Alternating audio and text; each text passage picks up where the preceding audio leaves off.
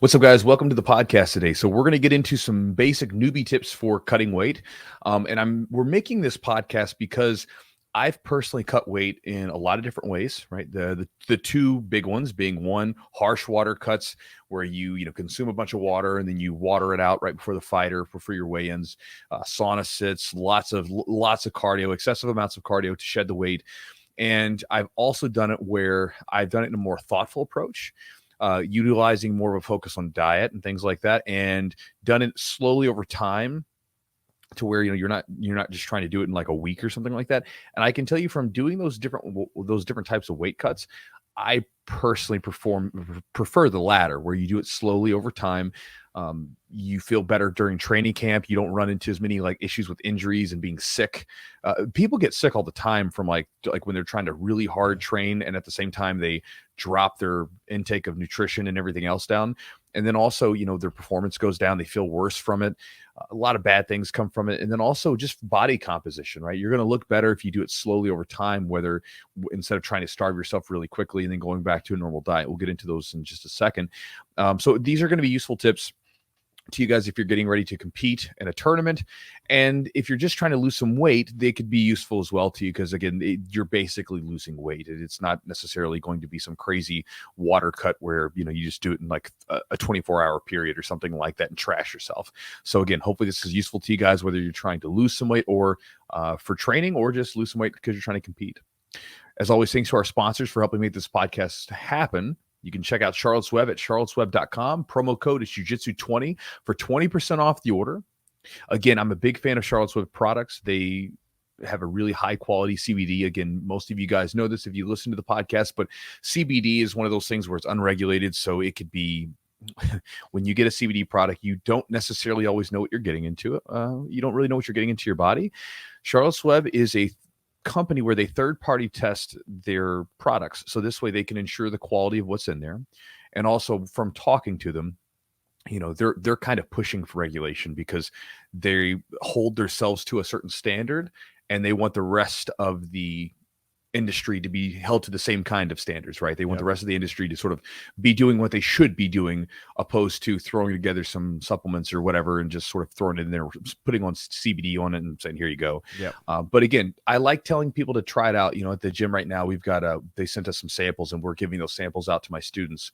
And I really like sharing with my students, as again, it's a supplement that I've gotten a lot of benefit from in relation to recovery and helping my sleep cycles and everything else. And so I like sharing it with people. If you'd like to try it out and see what you think, go to charlottesweb.com and use the promo code Jiu-Jitsu20 for 20% off the order. And again, try one of their products out for a month, see what you get, see what you think, and I hope it helps you out. Also, thanks to our sponsor, Matt at Epic Roll, for helping make the podcast happen. If you haven't, go to his website at epicrollbjj.com and check out some of his rash guards, shorts, gis, t-shirts, anything related to jiu-jitsu that you can pretty much wear, he's got. And again, everything's high quality, cool designs, and it's available for a 15% discount right now. If you go to epicrollbjj.com, use the promo code Jiu-Jitsu for 15% off. All right, guys. And also thanks to Manscaped for helping make the podcast happen.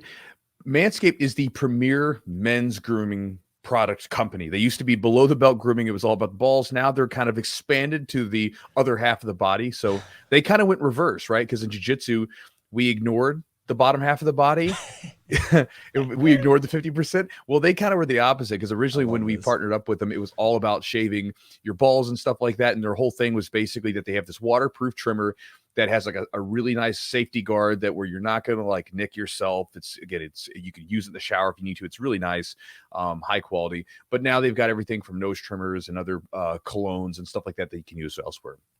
Again, everything that I've used from them is top notch. And if you want to check out any of their products, whether you or a man in your life needs some cool men's grooming products, having trouble with those words today, you can check them out at manscaped.com. Promo code is Jiu-Jitsu20 to save 20% off the order and get free shipping. It's a great deal. Again, check their stuff out. I really like their stuff. I use it on a regular basis. And anytime I've got to shave pretty much anything, everything from my beard down to my nether region, I use Manscaped. And guys, also thanks to our sponsor, Acorns. So we don't use the same technology as our parents or drive the same cars or watch the same shows. But when it comes to our finances, why do we manage it in the same old-fashioned way like before? The Acorns app is a new and modern way of approaching your finances by combining baking and investing into one seamless experience. Acorns works in the background of your life. Every time you get paid, Acorns can invest a piece of it. Every time you make a purchase, Acorns can set aside some of your spare change from that purchase. Then Acorns invest your spare change into portfolios that grow with time. What makes investing with Acorns so easy is that you don't need a lot of money or experience. $5 is all you need to get started. In fact, when you sign up with Acorns, going to acorns.com/jujitsu, when you invest $5, you get a $20 bonus to invest just for signing up. Again, you can do that by going to acorns.com/jujitsu. Grow your oak with Acorns. Remember to consider your investment objectives before investing. For further information, including risks, visit acorns.com. And guys, if you want to support the podcast directly, you can do so by going to our Patreon at patreon.com/the Jiu-Jitsu podcast. And if you would like to become an email subscriber, get my daily email and some free ebooks for your jiu-jitsu, you can check out the Chew Crew email list, and that is at chewjitsu.net/join. So with that said, guys, let's get into this podcast and talk about some weight cutting tips.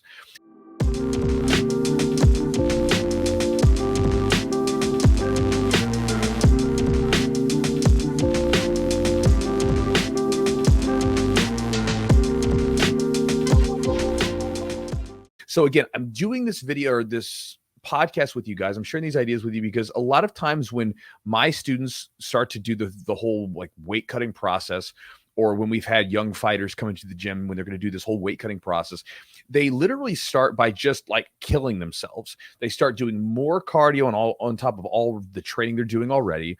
They start starving themselves, and they quickly run into situations where they feel like crap. They're not performing well. Sometimes they get sick, a bunch of just not such good results. And honestly, body comp wise, the way they look as far as their body composition, it doesn't improve. Like they lose the weight, but they don't actually look a lot better. And that's not what you want to have happen. So I wanted to help you guys avoid that whole situation, lose the weight, cut the weight properly, a little bit more intelligently, and look damn good when you're done doing it and perform better from it. So here's the first thing that you want to do. If you're talking about dropping a weight class, you're probably talking at least 10 to 12 pounds, probably. Could be a little bit less, but probably at least 10 to 12 pounds. And if that's the case, if it's not, I wouldn't say if it's not at least about 4 weeks out, I wouldn't even mess with it. Don't even mess with it. If it's like, if your competition is this next weekend, don't even worry about the weight cut. Just compete, right? Don't worry about the weight cut. Because again, weight cutting isn't 100% necessary. You can do it if you want to, but you don't have to. And you know, a lot of people, they get obsessed with the idea of weight cutting and dropping the weight and stuff like that. But think about how many times in the gym you roll with someone of a higher weight class and do just fine. Happens all the time. So it's not necessary. If you cannot effectively decide on doing a tournament at least 4 weeks out, I wouldn't even bother with weight cutting. But we're going to assume that you now have a tournament that is at least 4 weeks or more out that will allow you a nice little bucket of time to slowly lose the weight. Now the next step is you want to start weighing yourself in the mornings. So this is something that I noticed a lot of the MMA fighters were doing, and a lot of the young guys, they would weigh themselves right after training, right? So after they've eaten and drank water all day, and then they've did a bunch of sweaty workouts or whatever, and then they weigh themselves. It's not going to give you an accurate read of your weight because there can be a lot of variables. So what you want to do is you want to wake up in the morning, use the bathroom, do whatever you got to do, and then step on the scale. And then that's going to give you a more accurate read of your weight and where you're at. Also, think about it this way. When you compete, you're probably going to compete in the morning or earlier in the day.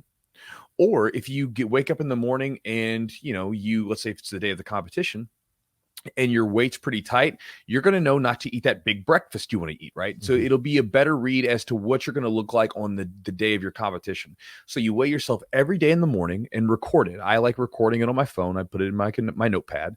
And you keep track of your weight, and you want to make sure that your weight is trending downward over time. There will be fluctuations from day to day, and sometimes you might find that your weight jumps up a little bit. It's okay, but you want to make sure that the overall trend is going down. Yeah. Now, the next step to that is once you're in this situation where you've got your tournament, you're starting to weigh yourself, you now want to get into the diet part of it. Now, again, I'm not going to tell you how to eat because diet is one of those things where people are dogmatically attached to different things. And I really thought about this. Me and one of my students were talking about this just today, and we were talking about, because we both hired the same nutrition coach to help us with our diets, right? And we've had amazing results from it. And we both said, "Man, I wish I would have done this sooner." I like it's like one it's actually a regret I have. I don't have a lot of regrets. I wish I would have done it sooner, because like I've had amazing results with the way that my body looks now compared to what it did. And I'm like, man, what if I was doing this back when I was 20? You know, and it's interesting because we pay people for their knowledge for everything, but for some reason with food, we think we got it, right? So for instance, like if you had like a something with like that required a lawyer, you're not going to represent yourself. You're going to go hire a lawyer. If I need physical therapy, I'm going to hire a physical therapist. If I need someone to do my plumbing, I'm going to hire a plumber, right? But for whatever reason, because everybody eats, I guess, so they think that they can like, I know how to eat, you know, whatever. But when you get into it and you get someone who's really knowledgeable about it, it's really, really useful. And so again, if you're knowledgeable about this stuff, that's fine. But if you're not, I encourage you to hire someone. Find some really knowledgeable person about nutrition. And to me, finding someone that lives their teachings is a good idea, right? You don't want to find the overweight nutritionist. Like, to me, it's like, okay, buddy, like I maybe you do know stuff, but I don't trust you, right? It's like learning the jiu-jitsu. It's like learning from like a young, like a black belt who has no physical reason not to be able to be good, and they can't roll very well. I'm like, you know, there's something wrong with that. But again, so you get your diet in place. Now, what you do is you eat a consistent diet. I personally like eating the same stuff over and over again and just eating that same food every single day, except for my cheat days. Yeah. And then you simply just remove a little bit of food at a time. So what you'll do is you'll say, okay, like, all right, my weight was dropping and now it's stopped. Okay. So my weight hasn't really budged for about, 4 or 5 days. Let's go ahead and drop out like a little bit of the carbs, a little bit of the fat or whatever, right? And then you basically just take a little bit of the food out of the mix. And then you eat that diet consistently for the next day or for the next week. See where you're at the next week. If you continue to lose weight, just stay the course. If you haven't lost weight, reduce a little bit more food. But doing so slowly and gradually like this is important because, one, it's a lot easier. You're going just below your maintenance at that point, and you're going to be losing the weight without starving yourself, which allows you to maintain good performance. And you're not going to be doing as much metabolic damage to yourself by just crashing and just dropping the calories out of nowhere. So now that you've got your diet in place and you're losing weight steadily and you're kind of working your way closer and closer to the competition weight that you're trying to get to, the next thing that you want to do is you want to be prepared for when you're going to have to travel, because unless the competition's in your city, you're probably going to have to travel a little bit, right? And so for me, I personally like traveling with my food as much as I can. And if for some reason, if the tournament's like, if I've got to fly or something and I can't travel with it, I'll try to find a place and find accommodations that allow me to have a kitchen so I can cook for myself. This is a big deal because you'll find that if you get on a good, clean diet and you're eating really well, if you go out and eat some food, your weight can spike really easily just because of all the oils and everything else that these restaurants use and the different seasonings, the salts and everything else that they use. It can cause your weight to jump considerably if you're not careful. And you don't want to be right on the money with your weight, go to the competition, go eat out, and then all of a sudden your weight spikes up a pound or two, and now you're having to do running around in sweats or running around in trash bags or a sauna suit or something like that. And so I personally like doing that myself. If you guys want to check out, if you join, it's on my YouTube page. If you go to my YouTube, there's like a membership page. One of the videos that we did back there shows my like meal preparation type stuff from one of my competitions when I was cutting a lot of weight. And you can check that out on there.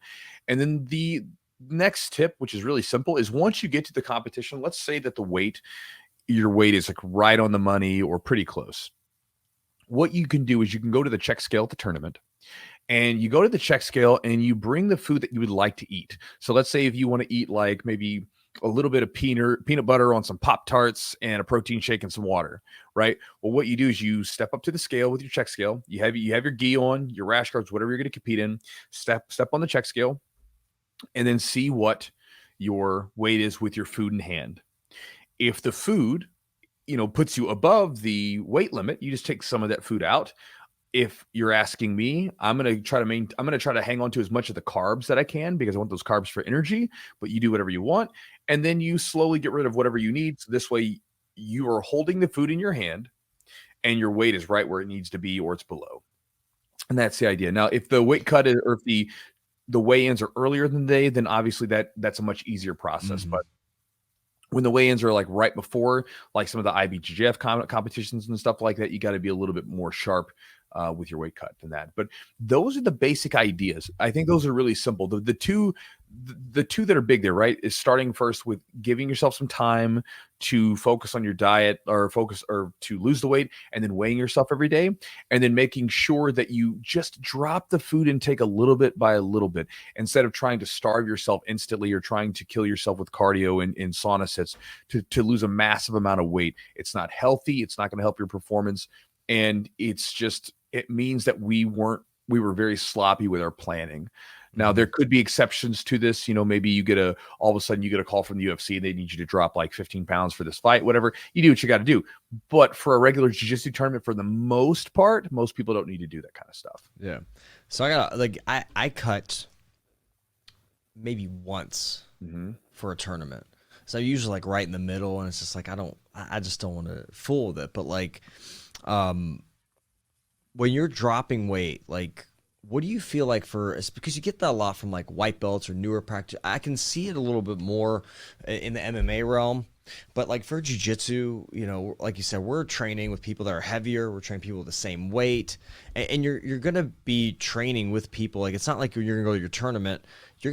People are going to be around the same weight as you. Obviously, body composition may be different. But, like, what do you think, like, for white belts? Is it something, like, that we see all the time, or beginners in MMA? Is it something we see all the time, like, just because you always hear about weight cutting? It's always in the news, or people are talking about it. Is that why you think there's, like, such a pull for people to cut weight? So there's this allure from it, because I fell victim to this, right? There's this allure where if I can get my body weight down, like if I can just cut this weight, then really what it means is I'm going to be like 20 pounds heavier than this person or 10 pounds heavier than this person. And it's going to give me an advantage. Yeah. And this could be true. Like if you're really lean, like if you're like in good shape and you're fighting MMA and you know how to like water cut properly, you could do this, right? It can be done, and it can be done really, really efficiently and safely. But what happens most of the time is you get people that are kind of pudgy, not in the best shape, or they could stand to lose a couple of pounds, and they try to like just dump all the water. I'm like, you guys should just lose weight. You should get in better shape first, because being in better shape, one, it's good. Like, trust me, you lose a couple pounds of like fat and you feel like a different person. Like lose 5 pounds of fat. And I mean, you're like, all of a sudden, like you feel like you're like grease lightning as far as moving. Like, man, I'm so quick and I got so much energy because I'm not carrying around a jug of milk on my stomach. Right. Like, and so, a lot of times people, unless you're like leaned out, like I'm talking about, you got 6-packs and stuff like that, there isn't a huge, and again, everybody's different on this stuff. I'm telling you just from my experience, unless you're leaned out and you're pretty lean, your body fat's fairly low, you don't need to do massive water cuts. You'd be better off just getting yourself in better shape, better condition, and losing that weight, and then, competing at where you're at. Like, trust me, it's not going to, jiu-jitsu, especially with jiu-jitsu tournaments, it's not going to make that big of a difference, because especially when you're talking about a same day weigh-in, if the guy tried to lose 20 pounds the same day, he's going to feel terrible. Right. Yeah. Because you can't rehydrate. There's no time to rehydrate. It's not fast enough. And even a day before weigh-in, I mean, I've done a cut where I lost, and I did it intelligently, but I weighed in at 184.9. The next day I was 203.3. Yeah. It's what I fought at. And I mean, I still felt weak. I didn't feel as sharp as I did. There was one fight where I was fighting 205, weighed in at 204.9. And the next day I was like 225. And then by Monday I was 230. I mean, it's just like, I was so swollen from all because your body basically yo-yos back. It's like, we got deprived of salt and all these minerals and stuff like that. And now we're going the other direction with it. We're going to hang on to everything. Onto everything. Yeah.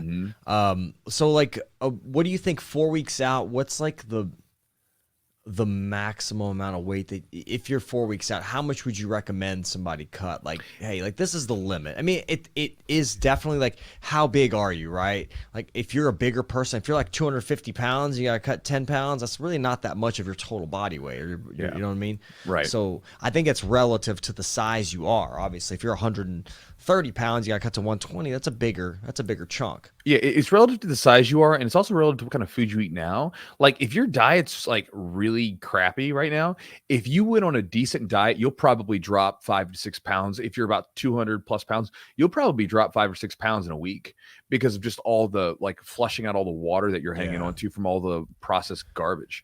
But if you're eating a really good diet, and you just like, maybe you're eating a lot of food. Like for instance, like here's an example.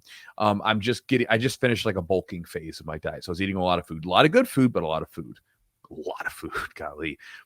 my breakfast, it was nuts when if I was lifting weights, my breakfasts were nuts. But now I'm dropping the calories down. And I'm only aiming to lose maybe a pound or two a week. You know what I mean? So again, you're talking 4 weeks, you're talking maybe 8 to 10 pounds. Yeah. And again, when you lose it slowly and gradually, it makes a huge noticeable difference. Like, it's not like losing, like when you do it slowly like that, you're not losing a lot of muscle mass. You're not losing, your body composition changes. It's wild. You'll look at yourself and like, I mean, I have pictures when I did my cut back in 2020. So I started at 214 and I got down to about 196 at my lowest. And then I just gained a couple extra pounds for the competition weight in 201, and the weight cutoff was 202. And that cut lasted from the end of September till November. It was like the middle of November. So it was like 2 months for like, what is that? A little like around 2 months for about 14 pounds overall.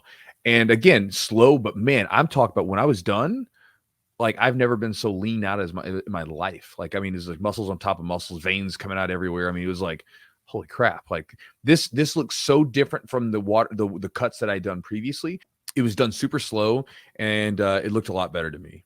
Yeah, you didn't look like you were depleted. Like you looked actually, you didn't look like, almost like, you'll see people like will cut, like, UFC, for example. You see people cut a ton of weight and you can see like eyes are sunken in, they look depleted. They just look just sickly almost. Like you did like a way your body almost kind of adjusted to it over time. It was like the normal for it. Let me ask you this. Why did you cut? What did you think the advantage of it was, cutting like by like 5 or 6 pounds more and then kind of just gaining a little bit right beforehand? Well, you mean like at 2020 when I gained a little bit of weight back? Well, you said like you had cut to like, I think your I was weight about needed 196, yeah. and you need to be like under 200 or 201 or something like that. Why did you do that? Well, just to allow my muscles to be more full, right? So basically, like a lot of times when you're dieting like that, and especially because I had a coach doing this, we were dialed in. So like, I mean, he would like have everything locked in, and then he would give me like these refeed meals every so often where I would take a bunch of carbs in, and like my muscles would plump up, and then like over the week they would get a little depleted, that kind of thing. So really all it was to go in a little heavier and have my glycogen stores sort of loaded up for the competition. And so having that right before, that's really, it's not about me being like me being 2 pounds heavier doesn't mean a damn thing, right? But basically knowing that my muscles are full of like sugars and energy, that's a good thing for me because I'm going to need that. And so before, we were basically all he did was add a Pop-Tart to the end of some of my last meal of the night. I would eat a Pop-Tart with my protein, and which was amazing. And because especially during this diet, I didn't have alcohol or anything, and I didn't eat any sugar or nothing for like, was it 6 to 8 weeks or whatever the heck it was. And then when I had the Pop-Tart for the first time, I was like, oh my God, this is so sweet. It's weird because you don't realize how sweet some of that stuff is. And then you have it again. I'm like, oh my God, this is great. But lost the weight and felt pretty good doing it. But really the right before the weight gain was simply because I was adding a little bit more carbohydrates back in, just to sort of fill the muscles up to get them ready. Yeah. I mean, we can talk about the advantages of having a coach. I mean, a lot of them pretty obvious, but like if somebody's doing this on their own, like cutting out, like say calories or counting your macros, what do you recommend? Like how much is it per day or per week? Or is it like, is there a way that when you were doing it on your own, is there a way that you were just trying to figure out the right amount? Like, I mean, based on, obviously you want to see yourself losing a certain amount each week. Like, what were you cutting out each week? Like, how many calories? So, I mean, the big thing is if you're not knowledgeable about this stuff, hire a coach. Trust me, money well spent. But, back in the day when I did it myself, and I did an okay job one time, like when I fought back in 2012, I was pretty leaned out for that fight. I did a pretty good job of cutting my weight. Yeah. So when I was doing that one, basically I started off with making sure that I had enough protein. So basically I knew how much protein I was getting every day, and I was aiming for about a 1 gram per pound of body weight. And so that was my start. That's where I started with my food. From there, I basically knew how many carbs I was getting, because I basically ate the same amount of carbs every single day, and I just would have those.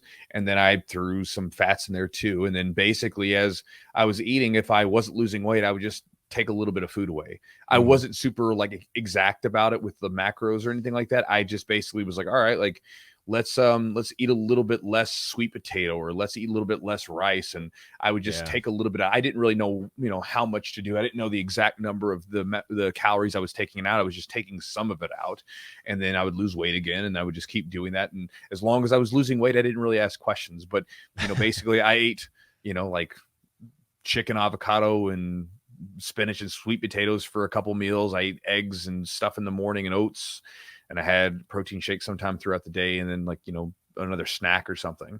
Yeah. And as long as my weight was dropping, I didn't ask questions. Yeah, I think your first turn. I mean, I doubt people cut for the first tournament, but a lot of times for the first MMA fight they will. And I think that the stress of just having an MMA fight, like if you can take some mental, some things off of your plate, right? Figuratively, and literally, if you can take some things off of your kind of concerns in your plate, you hire somebody that can actually knows how to get you there. You don't have to even think about it, right? Mm-hmm. They just tell you what to eat and you just do it. That's just you have other stuff to worry about. Having a diet and worrying about your diet, it seems just it can be overwhelming. Just because you're not really keeping track of that. It's so hard to keep track of your training schedule and making sure you're doing the proper training, the proper weightlifting, whatever, everything you're doing. I think having a coach, in that case, I mean, especially in an MMA setting, where there's some serious consequences if you could get hurt badly if you don't do it the right way. And here's the other thing. I mean, that one thing we don't talk about concussions, right? Being able to take a punch. If you're really depleted, you gotta be careful, because you may not be able to take a punch like you used to. And that's a whole other can of worms. It's something to think about too. And some people do better at even, just their regular body weight. But the advantage, I think you're right, though. You were talking about the advantage of being a little bit stronger than the person, or even bigger, right?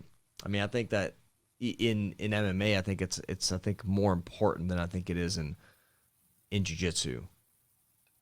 I mean, possibly. Again, I still think it's one of those things where, with MMA, I think athleticism, strength, and size are going to be more of an issue because of the damage that can be done, the striking. Yeah. Jiu-Jitsu, you can work around it. But, I mean, having a strength advantage or a size advantage over someone always helps when you're on the mats and stuff like that. It just is what it is.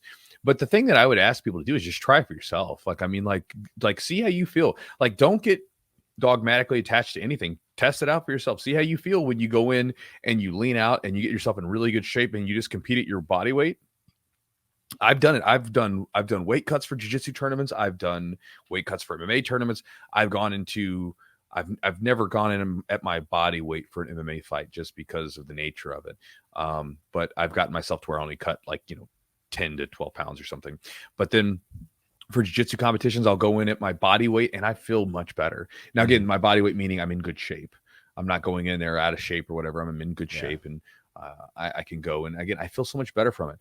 Now, another thing to consider is that when you get done competing, if you're going to increase the amount of food afterwards, you want to be careful not to do so too quickly, because anytime you start to drop calories, you're going to probably incur a little bit of metabolic damage. What this means is essentially when you start taking calories away from your body then says, ooh, I'm not getting enough food. I'm going to lower my caloric expenditure during the day. This happens a number of different ways, but you'll hear a lot of times people, and this is sort of like getting a little bit more complex, but you'll hear people talk about what's called a BMR, right? Your basal metabolic rate. And so that's like you're just how many calories you burn living. And most people burn most of their calories living. You probably don't burn as many as you think working out. A lot of people have these like heart rate monitors and stuff, and it tells them they burned 1,000 calories that you just eat and burn 1,000 calories. And so you just didn't. It is what it is. Like maybe it's possible, but you were doing a crazy training session. Your average training session, not burn 1,000 calories. That's inaccurate. And so when you get when the basal metabolic rate drops, what ends up happening is that main thing that burns most of your calories is reduced, because your body's going, especially when you starve yourself too fast, your body goes into starvation mode. It goes, oh man. So you might say like, all right, maybe to keep numbers easy for you, 2,000 calories was what your basal metabolic rate was at first, right? You were burning 2,000 calories just living and being alive. All of a sudden you starve yourself or you drop your weight slowly. Either way, all of a sudden by the end of this weight cut, your basal metabolic rate is down at like 1,750, right? So now all of a sudden, if you bump up your calories really high, you're going to be burning less than what you were before. So what you want to do is you want to add the food back in slowly. But there's a neat thing though that happens where sometimes when you do this, like your body responds to the food better. So like for instance, when my coach, when he put me on my bulking diet, the first thing that we did was cut the weight. We dropped the body fat, we got down a little bit lower, and then we started bulking up. And what's interesting is that we did it slowly. By the end of the bulk, I was eating more food than I've ever eaten in my damn life, and I'm barely gaining weight. Because it's good food, and so that's the difference. And so again, there's complexity to it. It's not always exact, but you want to be careful. Like when you come back from a diet, you don't want to just spring back for it. You want to eat the same food. You just want to eat more of it. Gotcha. And to be honest with you, I mean, that's really another big takeaway is find foods that you actually like eating and that you can eat consistently. That help you lose weight, and just eat more of them when it's time to come off the diet, rather than like, okay, I just got done eating really healthy and now I'm going to go back to eating fast food. You don't want to do that, because what will end up happening is while your basal metabolic rate is down and while your body's sort of recovering from that metabolic damage, you go back to eating crazy food, you're going to gain a ton of weight back, and you'll probably end up more chunky and overweight than what you were before. Like you're going to overcorrect in that instance. I mean, and then it might not be the good kind of weight you want to put on. It ain't gonna be the good kind of weight. Yeah. So Chewy, like when you're cutting, obviously you have like a deadline to be on weight. How early do you want to be? Is there like a time to be obviously too early to be on weight, too late? Let's talk about that. And then if you've got like 3 to 5 pounds to cut, like, man, you've overestimated or you're underestimated, you've got some weight, you got to get off quick. What's kind of some go-to stuff that you've done? So let's start with how early do you want to be? I mean, you probably don't want to be on weight a week early and then you're just sitting there and like kind of not. I'm okay with that. You're like, okay with that. If it's a jiu-jitsu tournament where like I'm not necessarily trying to kill myself, like I was on weight 2 weeks before the competition, and I was training. I was just like, okay, great. I feel great. Let me just train at this weight and maintain. And I knew my body felt great at that weight. I would basically in the last like 2 weeks, I would fluctuate around like 200 and 199. Right. So I was right on the money. I stayed there. And what was great about that is now I'm competing and I know I feel good at this weight. I know exactly how I'm going to fill this weight because I haven't changed. I'm in great shape. Now, again, if the weight cut's a little bit tougher for you, then obviously maybe you don't want to, but I think it's not a bad idea to be there because again, the whole idea is we're not cutting weight, we're dieting, and we're not doing it just for a temporary amount of time. We're doing it for a very specific purpose, and we're taking our time and being thoughtful about it. And it's not just like a 24-hour thing. Now, if you've got to lose some weight, again, I don't really want to get too deep into this stuff. Because I don't like doing it anymore. I think it's unhealthy, and I don't think it's like it's not good for longevity's sake. And I think that if you screwed up your weight cut enough that you're 5 pounds over, then you messed up, and you made your bed, now you lie in it. If it's a day before weigh-in, it's not so bad because you can recover a little bit and you can do a nice sauna set. You can basically look this up. You can do a process of overhydration, where basically you basically drink a ton of water, And then basically on your weigh-in day, you just cut the water out, and there's some different stuff with minerals and stuff like that. But then you cut the water out, do your sauna sits. Yeah. Try not to exercise a lot. Like a lot of people try to do like biking and stuff like that. You do something that's very easy. Being in a sauna is way easier than trying to like get on the Airdyne bike and in a sweatsuit and trying to kill yourself trying on the last bit of it. You don't want to do that. And then that usually does the trick. If it's anything more than that, like you don't really want to mess with it. You just go into where you're at and just do a better job next time. It's just one competition. It is what it is. But if you have to lose a few pounds, that's usually the process that I would do is overhydration before, followed by a sauna sit, and then basically letting the water come out over the course of 24 hours. What do you like? What's kind of any go-tos, like the meals? I think you kind of mentioned this a little bit, like maybe, and this may be a little different. Like say you are at a jiu-jitsu tournament, you are on weight. Mm-hmm. Now you've already had a match, mm-hmm. or you've got a little time. You've already weighed in, but you maybe have an hour or something. It just depends. Maybe you won a match, you got a little hour before, like ADCC. There's some time between matches. What do you like to do between that time, like as far as diet goes, if you're just trying to keep yourself feeling pretty good, like energetic? Stuff that like lots of carbs. So I'll eat like things like Pop-Tarts. It's a lot of sugars, easy carbs to digest. I have like a dextrose drink. It's a dextrose baked drink with some BCAAs in it, and I'll drink that around my competitions. In the mornings, usually I have my weight on par enough to where I can have a normal breakfast of oats and eggs and stuff like that. I eat the same foods all the time. But yeah, usually the day of a competition, I'll eat things like snacks like that are really high in carbs, relatively low in fat. I don't eat a ton of fats during the day because, again, if you think about what ends up happening when you throw fats into it, fats aren't bad. Fats are perfectly fine, but they slow down your digestion. It takes a longer time to digest fats than it does for carbs. Yeah. Like, especially you get some like the carbs in a Pop-Tart, it breaks down super fast. So like, I need that stuff. I need it for now. I don't need it for like, a couple hours later. And so dextrose gets back into your bloodstream really fast. So it's a fast acting sugar that I can use. I use it around workouts and stuff too. You can use it after like rolls and stuff, and use it after competition matches, and then carbs. That's it. So, I mean, I have some protein and stuff like that too, but mostly carbs. Yeah. Is there like do you have any stories of like a terrible weight cut that you've had or something just kind of, because you've had quite a few, 10 pro fights, right? And then a number of amateur fights, and then so many tournaments. So here's a couple fun ones for you. So as far as weight cuts. All right. So I'm going to go through a couple. One of them it ended up being a little worse than what it should have been. I was cutting down to 205, and I was at my buddy's gym. He was the GM at one of the athletic clubs here in town, and I was cutting weight, and I was, getting after it, whatever else. And I was sitting in the sauna, just sort of like trying to water it out. And when I got on the scale, man, it was like I was a little heavier than what I thought I was going to be, and I was like, "Damn, this sucks." And I finally got my weight down to like 205, like 205 on the money. I was like, "Okay, I'm done. Let me take all this stuff off and like clean up and everything else." And then my buddy just around that time walks back in. He goes, "Oh, bro, you're using the wrong scale." I was like, "What do you mean the wrong scale?" And he said, No. He goes, "This is like the meathead scale." I was like, "What are you talking about?" He pulls out this scale like from one of the rooms, and then I step on it. I'm 202. And so basically he has like this scale sort of made to where it makes it a little heavier so that when guys go in there, they think they're gaining weight. What? Because guys want to get big. They want to get big and jacked, so like they want to gain weight.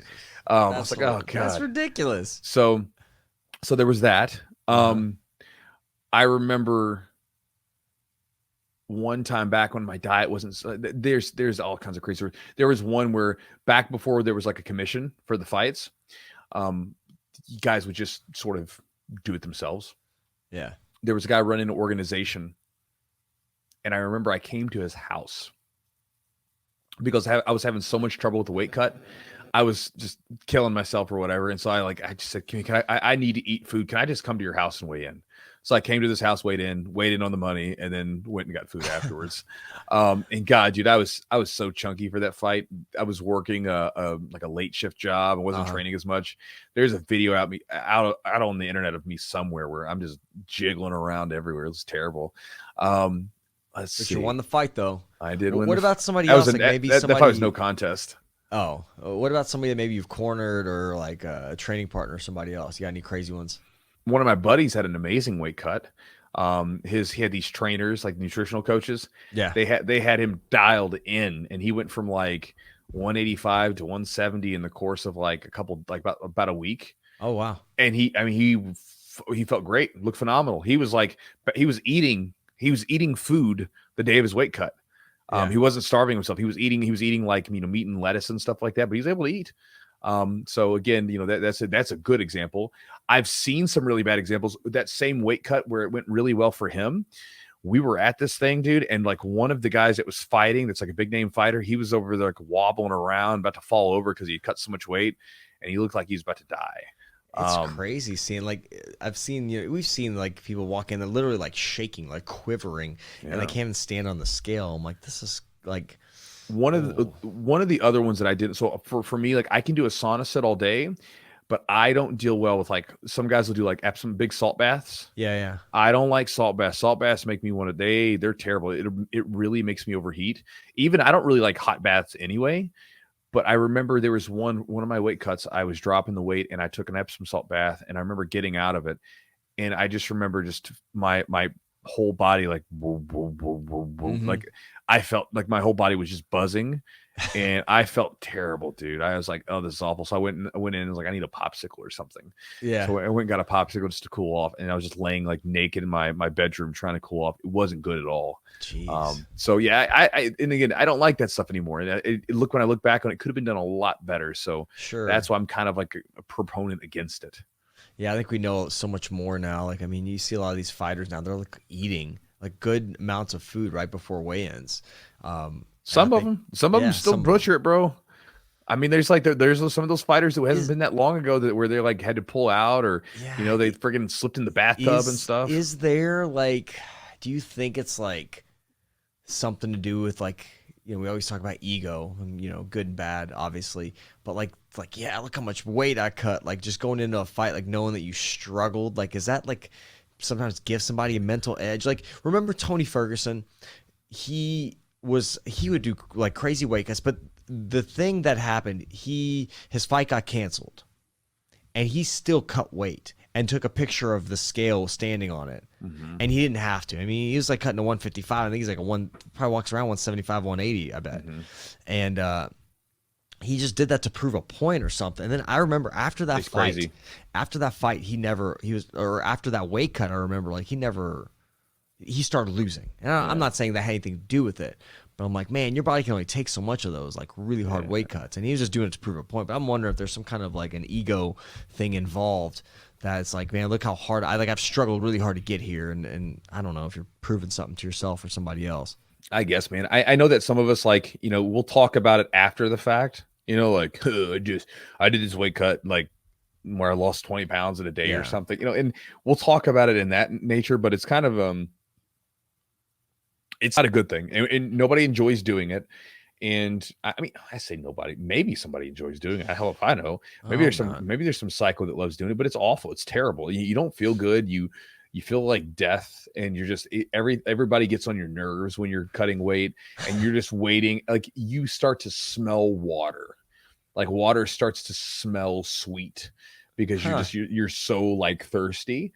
Like, if anything else, it's maybe just a good appreciation of how wonderful water and food are, right? Because you appreciate it so much more. I can smell the water. Oh, it bro, smells delicious. Yes, I mean it's bad. So like, yeah, it's like maybe someone gets off on like how much weight they cut. I never did. Yeah. It was something where I was like, oh, this is awful. But and for the most part, I always tried to make sure my weight was around 7 to 10 pounds of the goal. Yeah. After I had butchered some of those other bad weight cuts back in the day. Yeah. Is there all right, here's a fun one. Last fun one, and then we'll end it. What's like the one food you crave the most when you're cutting? Ice cream. Dude, you didn't let me finish the sentence. I already knew, bro. So like as soon as the weight cut starts, I don't even eat ice cream that often. Like the last time I had ice cream, the last time I had ice cream, well, I had a little ice cream at Granny. She made some homemade ice cream. I had like one scoop of it. But before that, it was like, I think like a month and a half ago or 2 months ago at a seminar. And like, but I don't have ice cream often. It's not something I eat very, very often. But as soon as I can't have it, man, I want some ice cream. One of my fights, I remember my couple of the students, they came to the fight and they had a cooler, and they had a cooler full of two pints of Ben and Jerry's. Yeah. And so like as soon as the fight was done, I literally grabbed the Ben and Jerry's pints.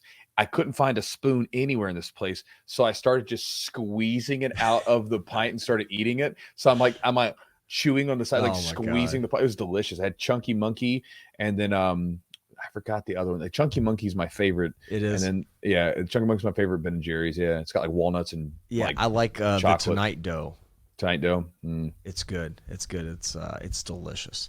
Yeah, I can't have that stuff in the house. I'll just eat it. So like it's just usually not in the house. Because I was like, dude, if I want to eat well, I just can't bring shit in the house. I mean, it's just the way it is. 100%. Same here. Like I don't have anything in the house that's like not decent. The only thing that I can get away with is like Jess has these like we kind of keep them at the very like you don't ever see them because they're in the back of the cupboard, but they're it's like dark chocolate. Yeah. So like dark chocolate's where I can have a piece of it and I don't want anymore. Yeah. Whereas like if it's something like a Reese cup or something, that's different. That's sugar and fat and everything else. Like a little bit of dark chocolate's okay. I went to I think my son had a birthday party. He went to his birthday party. Listen, what are you talking? You think he had a birthday? No, it was a birthday. I was trying to figure out if it was my son or daughter's a birthday party they went to, and all they had to drink was like lemonade, orange drink, whatever. It was all like sugary stuff, and and I hadn't had any like I don't drink like any of that stuff. I don't drink like cola at all or whatever, soda, whatever. And I had some, and I was like, "Holy shit, I'm so thirsty!" Like I wanted more, right? And I was like, "This is insane." I want water. Like you drink it, but what I'm saying is you're thirsty to drink something else again. Oh yeah, I was like, that's syrupy. Crazy. I was like, oh God. I could never get I had to go get water because I could not get like satiated. I couldn't like just feel unthirsty. So it's crazy, like sugar. And by the way, you said your Jess's grandma made the ice cream? Homemade ice cream, yeah. The amount of sugar that goes into that, it's absurd, right? Like I don't know if you saw her make it, but it's insane. We made it before, like my wife's parents would make it. And like it's like ice and sugar and cream and stuff, but there's so much sugar. I'm like, holy shit! Yeah. Like it's insane. It's insane how much is in there. Right. This is why it's like it shouldn't be a regular thing on your diet. No. It's like every now and then a little sugar's okay, but like all the time, not so good. I know. And sugar again, not demonize. Sugar is fine if you use it around very specific things.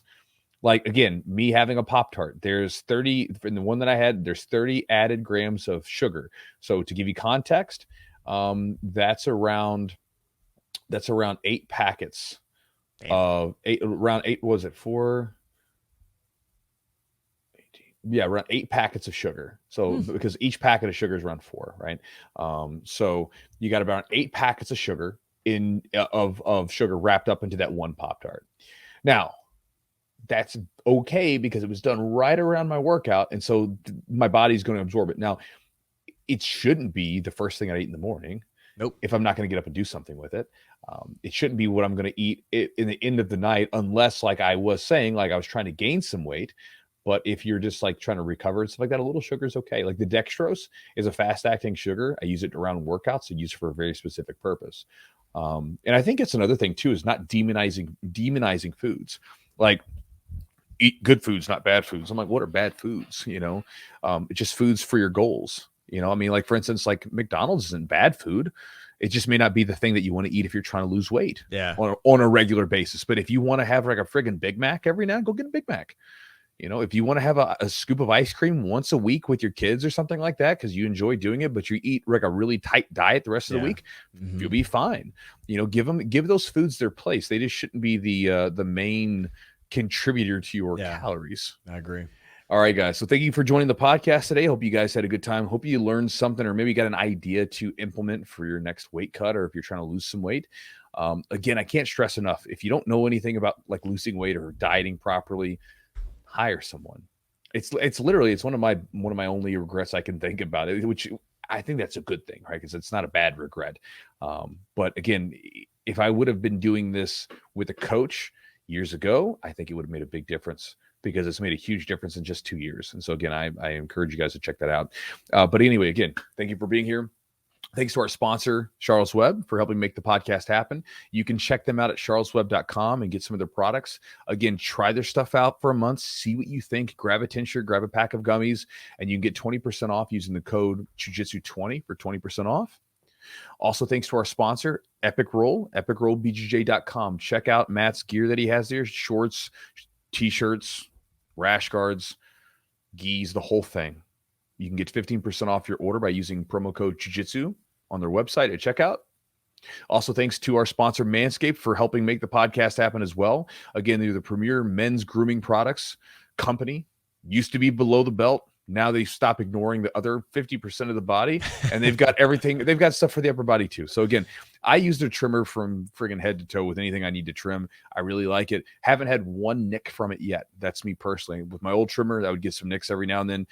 This one, not even one. Again, you can check out their stuff at manscaped.com. Promo code is Jiu-Jitsu20 for 20% off and free shipping. It's a good deal. So check that out. Also, thanks to our sponsor, Acorns. Acorns is an app that modernizes the way you manage your finances. It works in the background of your life by combining banking and investing into one seamless experience.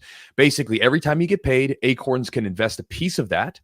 And every time you make a purchase, Acorns can invest your spare change into portfolios that grow with time. Start with investing with Acorns and get a $20 bonus in investments when you sign up at acorns.com/jiu-jitsu with a $5 investment. So again, when you invest $5, you get a $20 bonus just for signing up, again, by going to acorns.com/jiu-jitsu. And again, remember to consider your investment objectives before investing. And for further information and disclosures, you can visit acorns.com. Remember to consider your investment objectives before investing. For further information, including risks, visit acorns.com. Also, if you guys want to support the podcast directly, you can do so by going to patreon.com/the Jiu-Jitsu podcast and join up and get some exclusive content that we have not released anywhere else. And if you would like to become a Chew Crew subscriber, you can do so by going to jujitsu.net/join, JOIN. Get the free ebooks that I give away, get my daily email, and get exclusive deals that I release through my email and nowhere else. So guys, thank you for joining us. Hope you have a good week. Talk to you next time.